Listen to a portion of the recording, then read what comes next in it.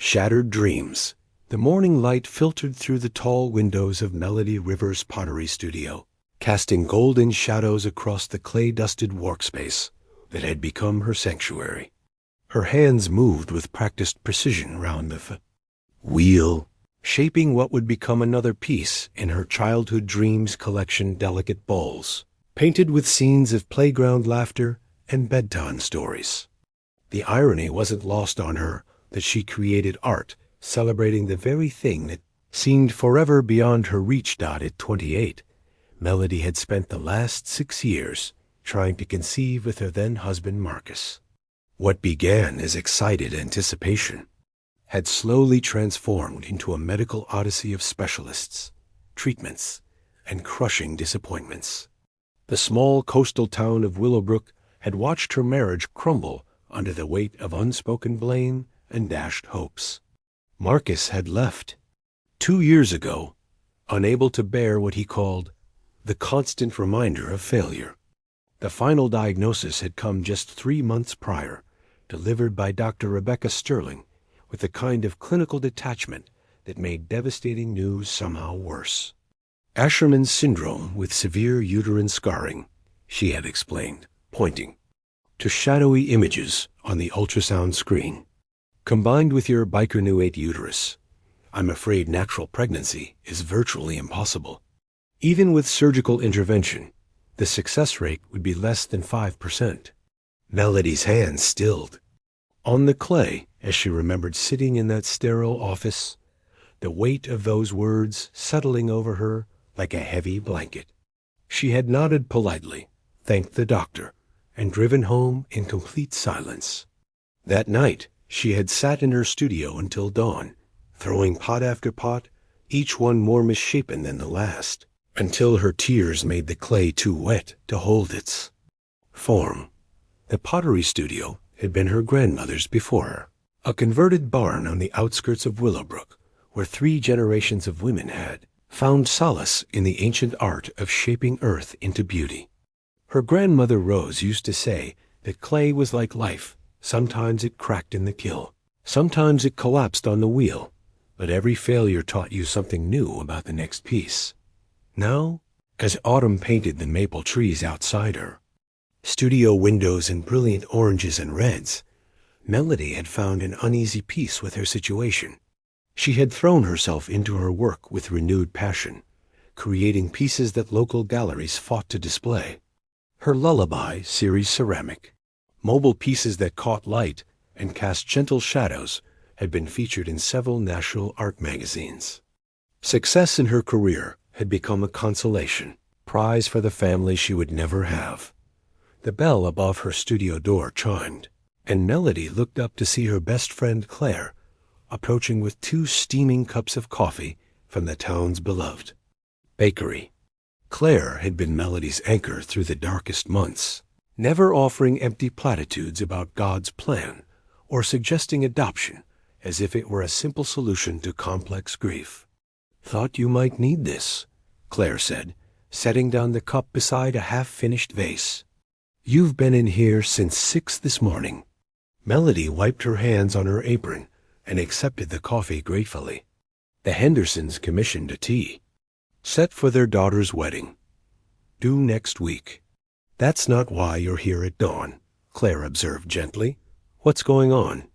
Melody sank onto the wooden stool beside her wheel, suddenly feeling the weight of months of carefully maintained composure. "I had the dream again last night, the one where I'm holding a baby, and she has my eyes, but Marcus's stubborn chin. I wake up, and for just a moment, I forget. I think she's in the nursery we never finished painting." Claire reached over and squeezed her friend's clay-stained hand. "Grief isn't linear, Mel. Even when you think you've accepted something, it can still ambush you." "I know that, logically," Melody said, staring into the swirling foam of her coffee. "But some days I feel like I'm drowning in possibilities that will never exist. I see pregnant women at the market, and I have to leave. I hear children laughing at the park, and my chest physically hurts." The 2 women sat in comfortable silence, surrounded by the evidence of Melody's artistic gift shelves. lined with pieces that would bring joy to other families' homes. Outside, the first leaves of the season drifted past the window, a reminder that life moved forward whether hearts were ready or not. New beginnings. Dr. Nathan Cross stood in the doorway of his new laboratory, surrounded by boxes of equipment. That represented 15 years of relentless research. The converted warehouse space in Willowbrook was a far cry from the prestigious biomedical research facility at Stanford, where he'd spent the last decade, but it offered something his former life had lacked entirely: peace. The move to this quiet coastal town hadn't been planned. 6 months ago, Nathan had been one of the leading researchers in reproductive biotechnology, his work on artificial wounds and pregnancy support systems garnering international attention. Then came the clinical trial that changed everything. Patient 847, a woman named Jennifer Walsh, had volunteered for his experimental uterine reconstruction procedure after suffering multiple miscarriages.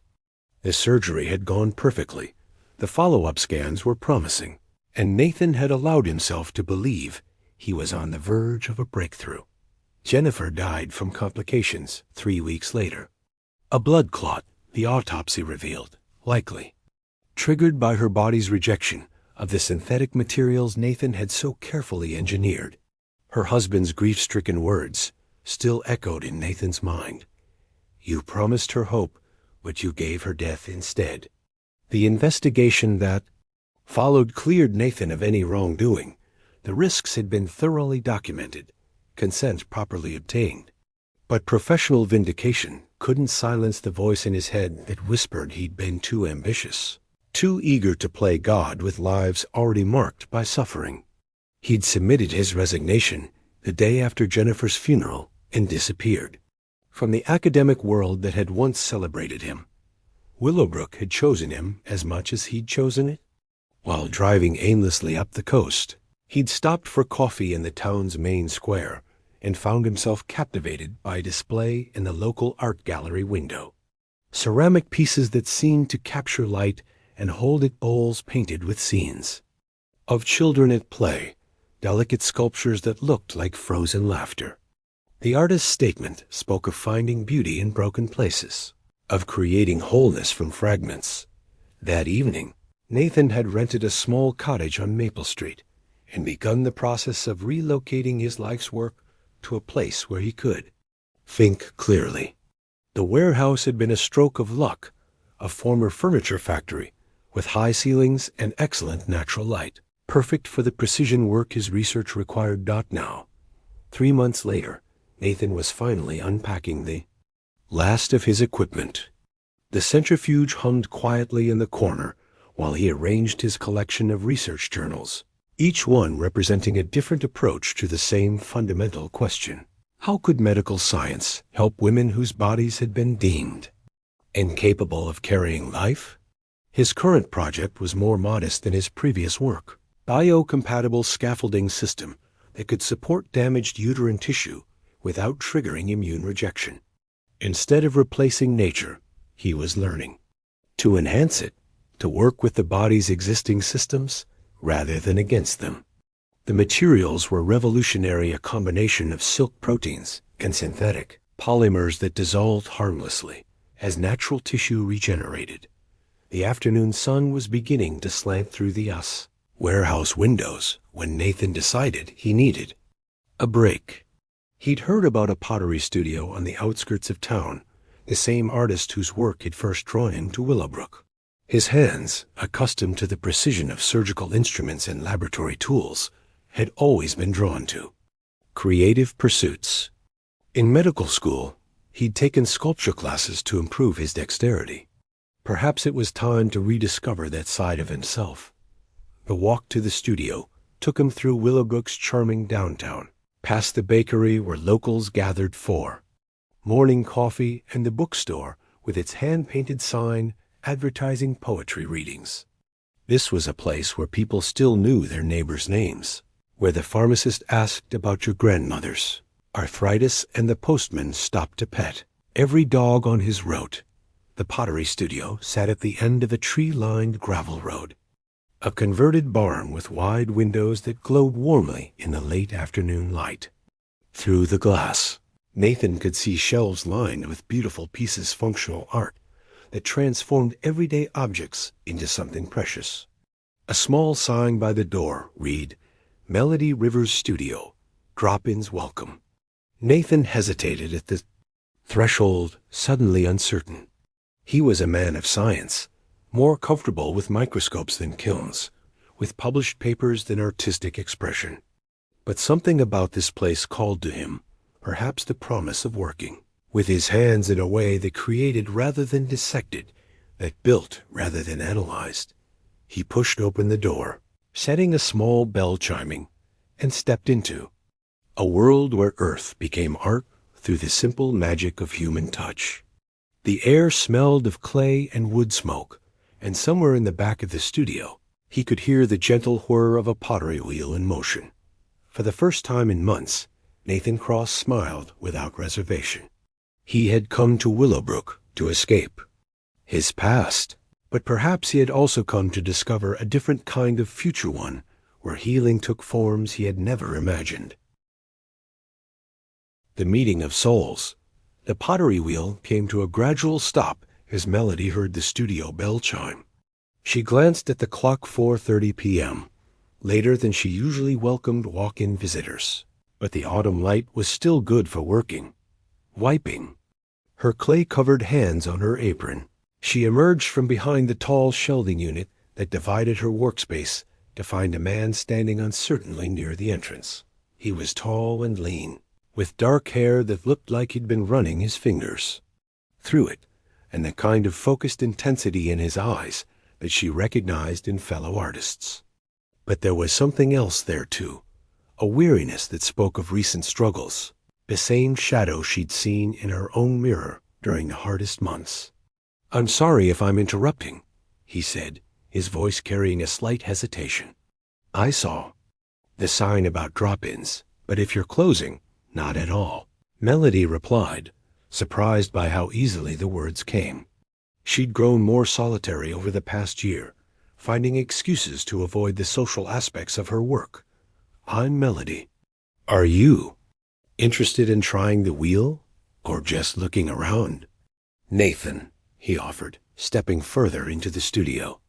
His gaze moved across the displayed pieces with genuine appreciation, rather than the polite interest most visitors showed. "I was actually hoping to try working with clay. It's been years since I've done anything creative with my hands." There was something in the way he said it, a longing that resonated with her own need to create beauty from raw materials. "What kind of work do you usually do?" she asked, leading him toward the student wheels she kept set up for beginners. Nathan paused, and she saw him weigh his answer carefully. "Research, biomedical engineering. I recently moved to Willowbrook and thought I might explore some different ways of problem solving." Melody nodded, recognizing the deliberate vagueness. She'd become expert at those kinds of non-answers herself when people asked about her personal life. "Clay has a way of teaching patience," she said, settling onto the stool beside a wheel. "It responds to gentle pressure better than force, and it has its own timeline that you can't rush." She demonstrated the basic technique, her hands moving with practiced grace around a small mound of clay. Nathan watched intently, and she found herself explaining not just the mechanics, but the philosophy behind the craft, how each piece had its own personality, how you had to listen to what the clay wanted to become rather than imposing your will upon it. "Your turn," she said, moving aside so he could take her place at the wheel. Nathan's first attempts were disasters, as everyone's were. The clay collapsed, flew off the wheel, and generally refused to cooperate. But instead of growing frustrated, he seemed fascinated by the process of failure and adjustment. His hands, she noticed, were steady and precise surgeon's hands, she thought, though he hadn't mentioned medicine. "In my regular work," he said, as he tried to center a fresh piece of clay, "everything is about control. Exact measurements, predictable outcomes. This is humbling." The best art usually is, Melody replied, moving to adjust his hand position. The brief contact sent an unexpected warmth through her fingers. My grandmother used to say that clay teaches you the difference between controlling and guiding. They worked in comfortable silence for a while, the late afternoon sun slanting through the windows and painting golden rectangles across the studio floor. Nathan's third attempt resulted in something that might generously be called a bowl, though. It listed heavily to one side. "It's perfect," Melody said, and meant it. There was something endearing about the piece's imperfection, the way it bore the honest marks of learning. "Hardly," Nathan laughed, but he seemed pleased. "Though I admit, there's something addictive about this. The focus required is ... meditative." "That's exactly why I love it," Melody found herself saying. "When I'm at the wheel, everything else just ... quiets down. The worries, the disappointments, the voice in your head that lists all the ways you've failed. It all gets shaped into something else." Nathan looked at her with sudden intensity, as if her words had struck something deep. "Yes," he said quietly. "I think I understand that feeling." They cleaned up together as the sun began to set, their conversation flowing from art to books to the peculiar charm of small-town life. Nathan mentioned that he was still settling in, still figuring out how to build a life in a place so different from where he'd come from. Melody found herself sharing stories about growing up in Willowbrook, about taking over her grandmother's studio, even about the therapeutic value of routine when life felt unpredictable. "Would you mind if I came back?" Nathan asked as they reached the studio door. "I mean, for more lessons. I think I could use the meditation you mentioned." "I'd like that," Melody said, and realized she truly meant it. It had been months since she'd enjoyed someone's company this naturally, without feeling the need to perform normalcy or deflect personal questions. As Nathan walked back toward town, Melody remained in the doorway, watching his figure disappear into the gathering twilight. There had been something in their conversation, unspoken recognitions, shared understanding of what it meant to carry invisible wounds. She didn't know what had brought him to Willowbrook, but she sensed it was something more than simple career change. Inside the studio, Nathan's lopsided bowl sat drying on the shelf beside her more polished pieces. Looking at it, Melody felt an unfamiliar flutter of anticipation. For the first time in months, she was looking forward to tomorrow, not because of a commission or a deadline, but because of the simple pleasure of sharing her craft with someone who seemed to understand that sometimes the most important work happened in the spaces between words. She locked the studio door and headed home, unaware that across town, Nathan was having similar thoughts about unexpected connections and the strange way life sometimes offered exactly what you needed when you'd stopped believing it was possible. Hope rekindled. 3 weeks of evening pottery sessions had transformed Nathan's clumsy attempts into something approaching competence, but more importantly, they had given both him and Melody something to anticipate beyond their solitary routines. Their conversations had grown deeper, moving from safe topics like art and books to more personal territory, carefully shared fragments of their respective pasts. It was during their 4th week together that everything changed. Nathan arrived at the studio carrying a thermos of coffee and wearing the distracted expression Melody had learned meant his mind was wrestling with a complex problem. Instead of settling at his usual wheel, he remained standing, clearly struggling with some internal decision. "There's something I need to tell you," he began, then stopped, running his hand through his hair. "About why I really came to Willowbrook." Melody set down the piece she'd been trimming, giving him her full attention. In the weeks they'd spent together, she'd sensed he was carrying something heavy, just as she recognized the same weight in herself. "I was working on a research project at Stanford," Nathan continued, his words coming slowly at first, then gaining momentum. "Reproductive biotechnology. Specifically, ways to help women who'd been told they couldn't carry children. I thought I was close to a breakthrough, but double quotes, his voice caught. A woman died because of my work, because I was too confident, too eager to push boundaries. A confession hung in the air between them. Melody felt her breath catch, not because she was shocked by his past, but because of the strange synchronicity of it. What kind of conditions were you researching? She asked quietly. Nathan looked surprised by her calm response.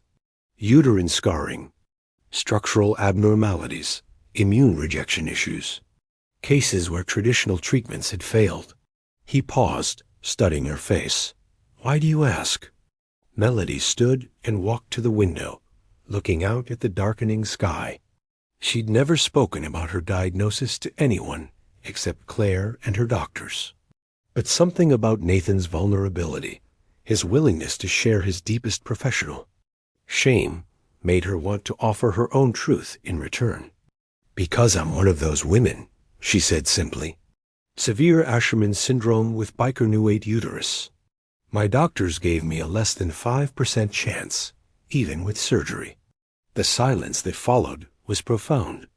When Melody turned back, Nathan was staring at her with an expression she couldn't quite read, part recognition, part something that looked almost like wonder. That's impossible, he whispered. What's impossible? The coincidence, the timing. Nathan began pacing, his scientific mind clearly racing. Melody, the research I've been doing here, the project I've been too afraid to pursue, it's specifically designed for cases like yours. Over the next hour, Nathan explained his work with a passion that transformed him. He described biocompatible scaffolding systems that could support damaged tissue while promoting natural regeneration. He talked about silk proteins and synthetic polymers that dissolved harmlessly as healthy cells grew. Most importantly, he spoke about a gentler approach working with the body's existing systems rather than replacing them. Miracle in Clay. Spring arrived in Willowbrook with an explosion of cherry blossoms and the sound of Melody's laughter echoing through the pottery studio. Dr. Martinez had just completed her final examination, and the news they'd hardly dared to hope for was now undeniable reality. Melody was not only pregnant, but thriving. The journey had been anything but simple. Nathan's biocompatible scaffolding procedure had taken place in January, requiring 2 weeks of careful recovery before they could even attempt conception. The synthetic framework he'd designed worked like a gentle embrace around Melody's damaged uterine tissue, providing support while encouraging natural healing. Unlike his previous aggressive approaches, this technology whispered rather than shouted, coaxing the body toward wellness rather than forcing it. 22 weeks, Dr. Martinez announced, her usually professional demeanor cracking into an enormous smile. Baby is measuring perfectly, heartbeat is strong, and your tissue regeneration is exceeding every projection we made. Melody pressed her hands to her growing belly, still amazed by the firm roundness that had replaced years of emptiness. Beside her, Nathan looked as stunned as he had the day they'd first confirmed the pregnancy.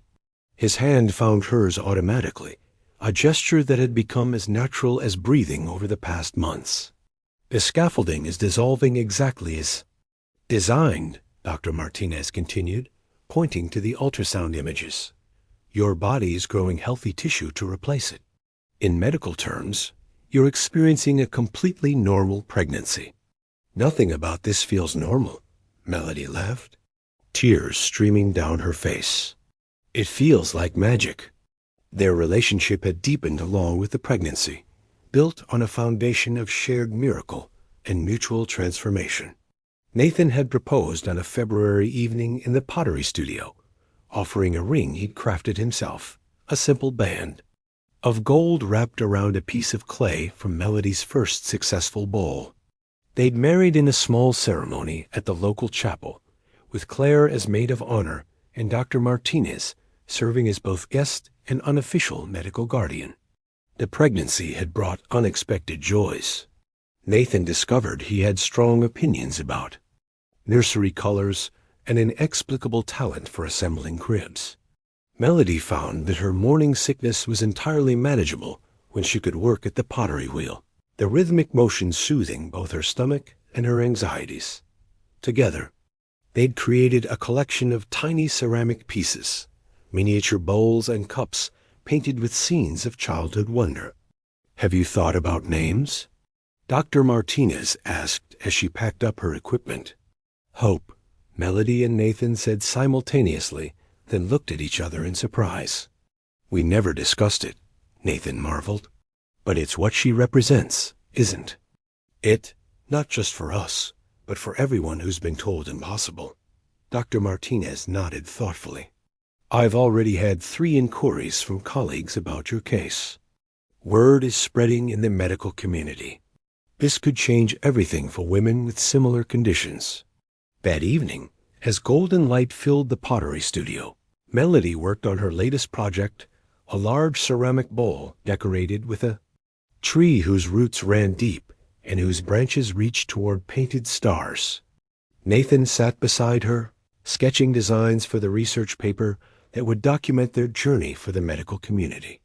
"I keep thinking about that first day you walked in here," Melody said, her hands moving steadily around the clay. "You looked so lost." "I was lost," Nathan admitted. "I'd convinced myself that I was dangerous, that my work only brought harm. You showed me that broken things could become beautiful, that failure could be transformed into art. And you showed me that impossible was just another word for untried," Melody replied. "That hope wasn't naive, it was necessary." Their daughter arrived on a warm June morning, entering the world with the same quiet determination that had characterized her entire existence. Hope Rivers Cross weighed 7 pounds, 2 ounces, and had her mother's artistic fingers and her father's thoughtful eyes. Dr. Martinez, who had traveled from San Francisco to attend the birth, wept openly as she placed the baby in Melody's arms. "She's perfect," the doctor whispered. "Absolutely perfect." Nathan stood beside the hospital bed, staring down at his wife and daughter with wonder that hadn't dimmed in the 3 days since Hope's birth. The local newspaper had already requested an interview. The story of Willowbrook's miracle baby was spreading beyond their small town. But for now, the world outside could wait. "Look what we made," Melody murmured, adjusting Hope's tiny knitted hat. "Not just her, but all of it. The life we built, the love we found, the hope we refused to abandon."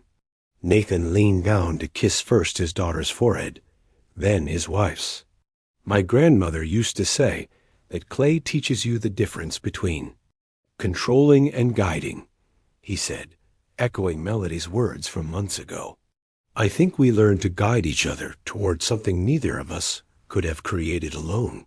Through the hospital window, they could see Willowbrook spreading out below them, the main street where they'd first discovered each other's work, the road leading to the pottery studio, where they'd fallen in love, the small coastal town that had given them space to heal and grow and become a family.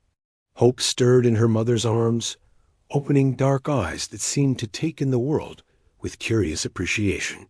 In that moment, Melody understood that their story wasn't really about overcoming medical impossibilities or revolutionary biotechnology.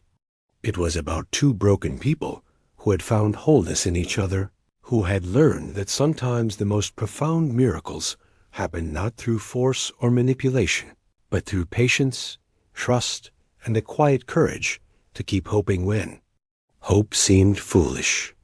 As evening settled over Willowbrook, the Cross family began their new life together, surrounded by the gentle magic of ordinary love and extraordinary possibility.